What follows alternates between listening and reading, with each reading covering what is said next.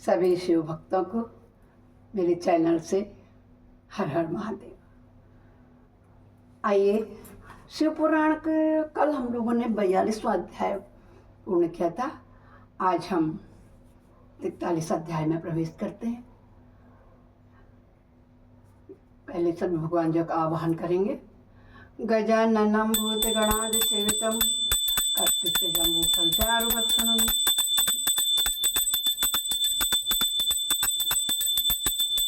उमासुतं शोकविनाशकारकं नमामि विघ्नेश्वरपादपङ्कजं नीलाम्बुजश्यामलकोमलाङ्गं सीतासमारोपित्वां भागं पाणो महासायकचारुचापं नमामि रामं रघुवंशनाथं कर्पूरगौरं करुणावतारं संसारसारं भुजगेन्द्रहारं सदा वसन्तहृदयारविन्दे भवं भवानी सहितं नमामि।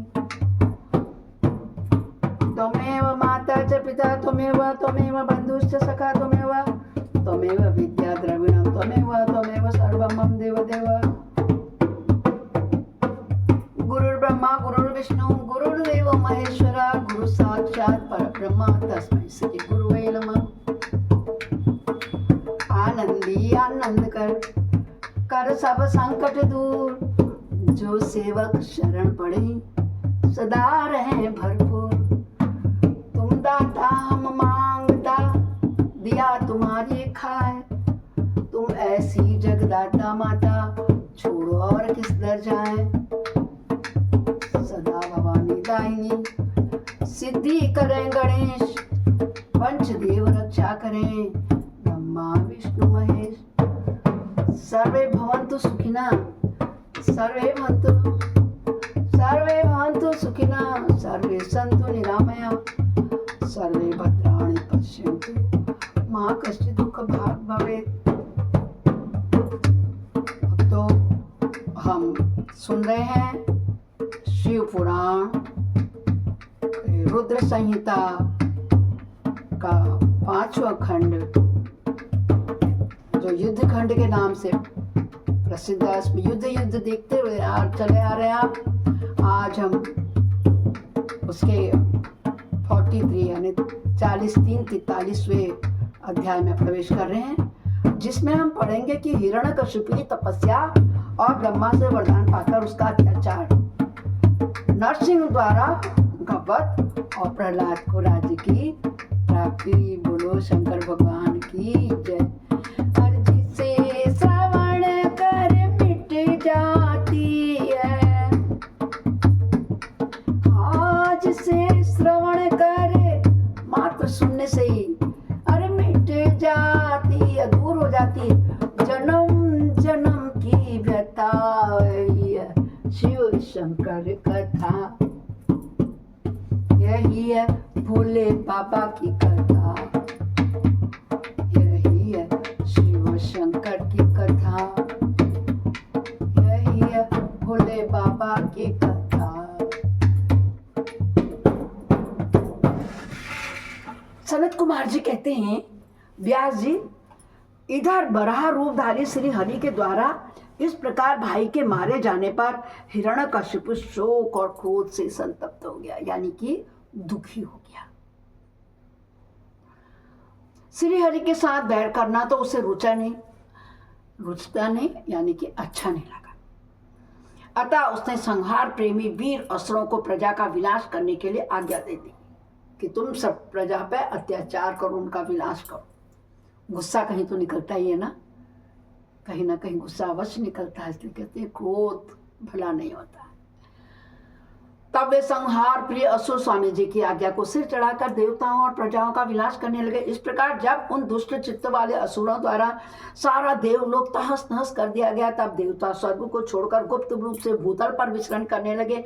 उधर भाई की मृत्यु से दुखित हुए हिरण्यकशिपु ने भाई को जलांजलि देकर उसकी स्त्री आदि को ढाढ़स बधाया। तत्पश्चात उस दैत्यराज ने अपने लिए विचार किया कि मैं अजय अमर और अजय हो जाऊं, मेरी एक छत्र साम्राज्य रहे और मेरा प्रतिद्वंदी कोई न रहे। कौन कह रहा है ऐसा? हिरण्यकशिपु। यह धारणा बनाकर वह मद्रांचल पर्वत पर गया और वहां एक गुफा में अत्यंत घोर तपस्या करने लगा। उस समय वह पैर के अंगूठे के बल पर खड़ा था। बाप रे, कितनी बड़ी कठिन तपस्या ना। एक पैर पे खड़े होते थे, अब तो वो पैर के अंगूठे पर खड़ा हो रहा है एक पैर। उस समय वह पैर के एक अंगूठे के बल पर खड़ा था, उसकी भुजाएं ऊपर की ओर उठी थी और दृष्टि आकाश की ओर लगी थी। उसकी तपस्या से संतप्त होकर देवताओं का मुख विकृत हो उठा। उसकी इतने बड़े कठिन घोर तपस्या देखकर देवता लोग डर गए। वे स्वर्ग को छोड़कर ब्रह्मलोक में जा पहुंचे और उन्होंने ब्रह्मा से अपना दुखड़ा कह सुनाया। व्यास जी उन देवताओं के इस प्रकार कहने पर स्वयंभू ब्रह्मा, भृगु, दक्ष आदि के साथ उस दैत्येश्वर आश्रम पर गए। तब जिसने अपने तप से संपूर्ण लोगों को संतप्त कर दिया था, उस हिरण्यकश्यप ने वर देने के लिए आए हुए पद्म योनि ब्रह्मा को अपने सामने उपस्थित देखा। उधर पितामह ने भी उससे कहा, वर मांगो। ब्रह्मा जी ने क्या कहा? मांगो, जो वर मांगते हो वो मांगो, वर मांग। तब जिसकी बुद्धि मोहित नहीं हुई थी, उस असुर ने विधाता की उस मधुर वाणी को सुनकर इस प्रकार कहा।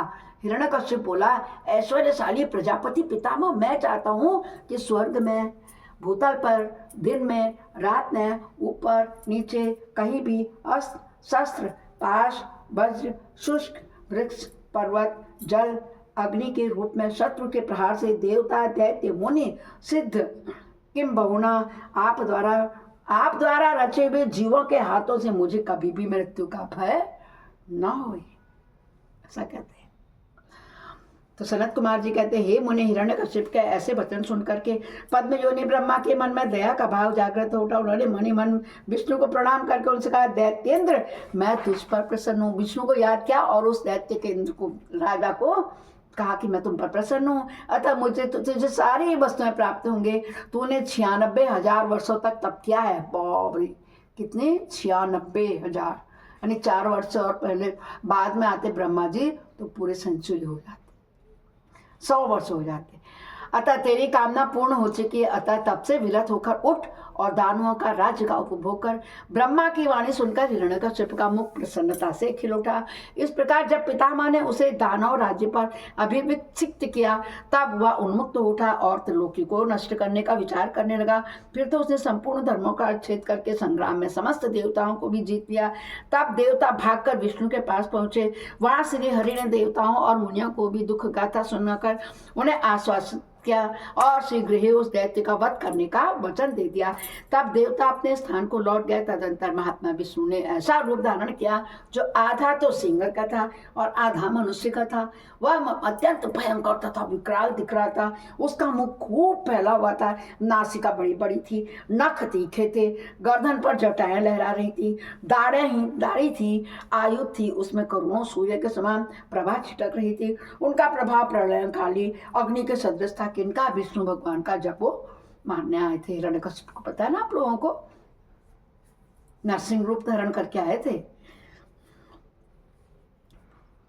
अधिक कहां तक कहा जाए, वह रूप जगन्मय था। इसी रूप से भगवान भास्कर के अस्तांचल की शरण लेने पर असुरों की नगरी में प्रविष्ट हुए, क्योंकि न दिन होनी चाहिए थे न रात होनी चाहिए थी। तो जब सूर्य भगवान अस्तांचल को जा रहे थे, यानी कि अस्त होने को जा रहे थे, संध्या समय ठीक, उन अतुल प्रभावशाली नरसिंह को देखकर सभी दैत्य एक साथ उन पर टूट पड़े। तब उन अद्भुत पराक्रमी नरसिंह ने महाबली दैत्यों के साथ युद्ध करके बहुतों को मार डाला और बहुतों को पकड़ पकड़ कर तोड़ मरोड़ दिया। फिर वे उस नगर में घूमने लगे। तब उन सर्वमय सिंह को देख करके दैत्यराज के पुत्र ब्रह्मा प्रहलाद ने राजा से कहा, यह मृगेंद्र तो जगन्मय दिख रहा है, यह यहाँ किस लिए आया होगा? ये तो सारे संसार में दिया, जगन्मय, जगत धनमय, संधि विच्छेद पढ़े हैं ना स्कूल में, वही है। प्रहलाद ने पुनः कहा, पिताजी, मुझे तो ऐसा प्रतीत हो रहा है कि ये भगवान अनंत है और नरसिंह का रूप धारण करके आपके नगर में प्रविष्ट हुए हैं, क्योंकि मुझे इनकी मूर्ति बड़ी विकराल दिख रही है। किसने कहा? नरसिंह के पुत्र प्रहलाद, विष्णु भक्त ने। इनसे बढ़कर त्रिलोकी में दूसरा कोई योद्धा नहीं है, इसलिए आप इन नरेंद्र के सामने झुककर अपने राज्य का उपभोग कीजिए। अपने पुत्र की बात सुनकर भयभीत उस दुरात्मा ने उससे कहा, बेटा, क्या तू भयभीत हो गया? अपने पुत्र से यों कहकर दैत्यों के अधिपति राजा हिरण्यकश्यप ने महाबली दैत्यों को आज्ञा देते हुए कहा, वीरो, तुम लोग इस बेडोल भ्रकुटी वाले नेत्रों वाले सिंह को पकड़ लो। और तब स्वामी की आज्ञा से उन नगेंद्र को पकड़ने की इच्छा से वे सभी बड़े बड़े दैत्य रणभूमि में घुसे, परंतु जैसे जैसे रूप की अभिलाषा से अग्नि में प्रवेश करने वाले पतंगे जल भुन जाते हैं ना, उसी तरह वे सबके सब छांबर में ही जलकर भस्म हो गए। दैत्यों के दग्ध हो जाने पर वह दैत्यराज संपूर्ण शस्त्र अस्त्र शक्ति सृष्टि पाश अंकुश और पावक आदि से उन मृगेंद्र के साथ लोहा लेता रहा। इस प्रकार बहुत काल तक भयानक युद्ध हुआ। अंत में उन नरसिंह ने वज्र के समान कठोर अपने अनेकों भुजा में उस दैत्य को पकड़ लिया और उसे अपने जानुओं पर लिटाकर जंघों पर लिटाकर दानवों को के मन को विदर्ण करने वाले नखांकुरों से उसकी छाती को चीर डाला और खून से लथपथ हुए उसके हृदय को कमर को निकाल लिया। फिर तो उसी क्षण उसके प्राण पखेरु उड़ गए। दोस्तों, ये हृदय तो उस कमल के समान सबका एक सा होता है, जो जिसका हावी हो जाए। कहते हैं संगति का असर होता है। अगर आप बुरे कर्म करोगे तो बुरा फल में ही मिलता है। तो यहाँ पर इसलिए लिखा है कि कमल सदृश हृदय को उन्हें निकाल लिया और उसकी छाती खूब से लथपथ हो गई और वो उसके प्राण पखेरु उड़ गए। बोलो नरसिंह महाराज की जय होगी। तब भगवान नरसिंह ने बारंबार के आघात से जिसके सारे अंग चूर चूर हो गए थे उस काष्ठभूत दैत्य को छोड़ दिया। उस समय उस देव शत्रु के मारे जाने पर उन्हें बड़ी प्रसन्नता आई। उसी अवसर पर प्रहलाद ने आकर उनके चरणों में सिर झुकाया। तब अद्भुत पराक्रमी विष्णु ने प्रहलाद को बुलाकर उन्हें दैत्यों के राज्य पर अभिषिक्त कर दिया और स्वयं अंतरिक्त हो गए, गति को प्राप्त हो गए, अर्थात अंतर ध्यान हो गए। तदंतर पितामह आदि समस्त ईश्वर परम प्रसन्न हो अपना अपना कार्य सिद्ध करने को पूजनीय भगवान विष्णु को उसी दिशा में प्रणाम करके अपने अपने धाम को चले गए। विप्रवर प्रसंगवश मैंने रुद्र से अंधक की उत्पत्ति, वराह से हिरण्याक्ष की मृत्यु, नरसिंह के हाथों उसके भाई का विनाश और प्रहलाद की राज्य प्राप्ति का वर्णन कर दिया है। हे द्विश्रेष्ठ, अब मैं शिवजी की कृपा के साथ उनके युद्ध का और पीछे जिस प्रकार उस महेश के गणाध्यक्ष को पद की प्राप्ति हुई थी वह सब कथा आपको अगले अध्याय में सुनाऊंगा। ऐसा कह करके भगवान नारद को आश्वासन देते हुए सनत कुमार जी ने कहा, बोलो शंकर भगवान की जय हो। इस प्रकार जब जब खुद ही भक्तों की तपस्या से खुश होकर उनको वरदान देते हैं और साथ ही उसके मोक्ष का, उसके अंत का कारण भी बनते हैं। वरदान दिया था, न दैत्य से मरूं, न दानों से मरूं, न दिन में मरूं, न रात में मरूं। बोलो शंकर भगवान की जय। नरसिंह का रूप चल गया, आधा भाग मनुष्य और आधा भाग पशु। बोलो शंकर भगवान की जय हो।